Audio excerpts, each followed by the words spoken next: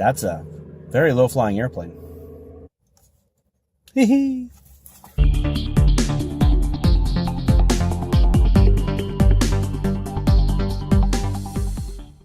Hello, this is Leeland Artra, your author at large, and today I'm kind of coming to you from a completely different studio. Actually, my comfy truck is currently in the shop, so I have to drive my commuter car. And so while I'm waiting for my son to finish his band rehearsal, which is where I get my 3 hours alone in my studio, I'm a little bit more cramped than normal, but I'll survive. Today I want to talk to you a little bit about some of the writing stuff that's going on, and I'm going to read you a short that I just wrote. So I literally just wrote this just for this, so this will be fun. One of the interesting things about being an author is trying to come up with a story that has a believable arc. And for me, when I read science fiction and read fantasy, it is so important that everything kind of connects together, that there's no, oh my God, what the heck is going on? For example, in Star Trek Discovery, there's a scene where they eject this creature into space. All right, well, that's fine. You can eject a creature into space. I really wish Hollywood would figure out what ejecting things into space really means. Because in this particular instance, and it had me shouting at the top of my lungs, I was waving my fists in the air, and I was pounding things like, my chair hand, it's like I'm just, Argh. Because what happened is they ejected this creature into space, and what that did was that basically freeze-dried the creature. Literally, the creature crunched up, and they actually said, okay, now it's dehydrated. And all I could sit there and go, wait, what? You ejected a creature into space whose natural habitat is technically space, and it freeze-dried it down to like a little pill? No! Science, save us! Anyways, didn't happen. Almost made me turn off. I was so mad I almost didn't continue watching the series. There's other things about that series that really get me mad. Thankfully, they spun it just right at the very end and saved it. In fact, I wasn't even going to finish it because I was getting so upset. I'm like, this is totally wrong.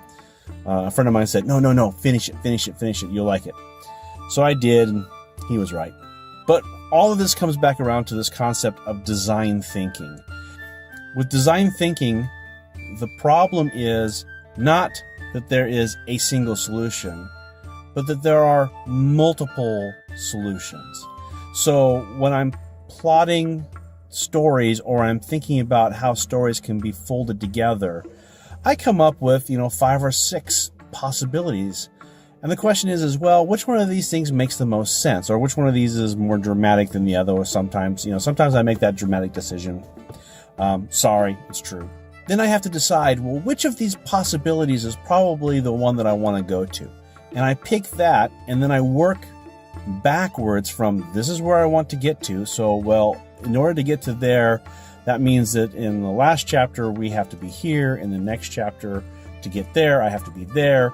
And I walk it all the way back to where the characters currently are. Sometimes I figure this whole thing all out, and once I get the entire plot straightened out from beginning to end, I start writing, and then the characters make a left turn, and I have to sit there and wonder to myself, what just happened? Why are they... Okay, let's go that way, see what happens. And I might have to, redesign, but, the characters tend to do what's right for them. At least I know what I abandoned, and maybe I might go back around and we'll get there again next time. So that's kind of design thinking. And so one of the things I was thinking about was in science fiction, what would happen? What if humans were the only ones that managed to get through the Great Filter? I watched some interesting videos on Fermi's paradox and the Great Filters this week. It's got me thinking along that lines.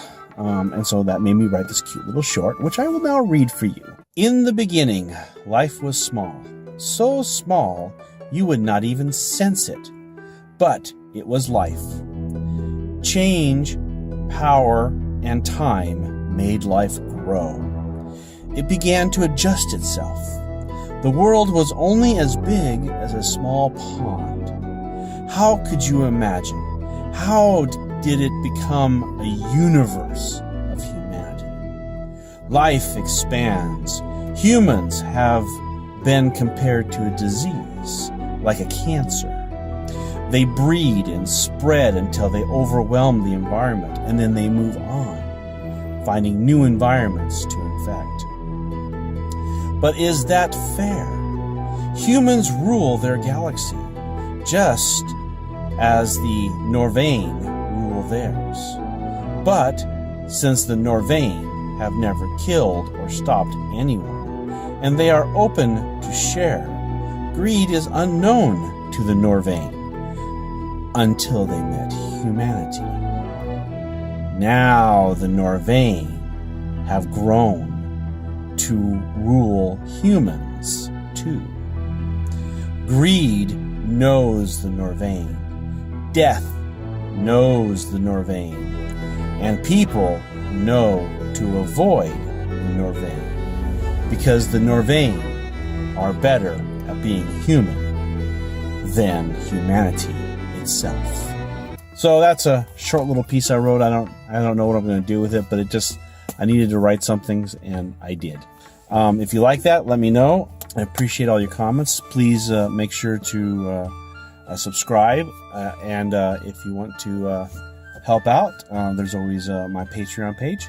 But in the meantime, I will keep making these things, and feel free to ask questions or shoot me ideas. And if you like me writing a short and reading it for you for this, maybe I can do that again. I'm still kind of experimenting with what works and what doesn't work and what people want to see. I'm your author at large, and I'll talk to you again next week. Bye-bye.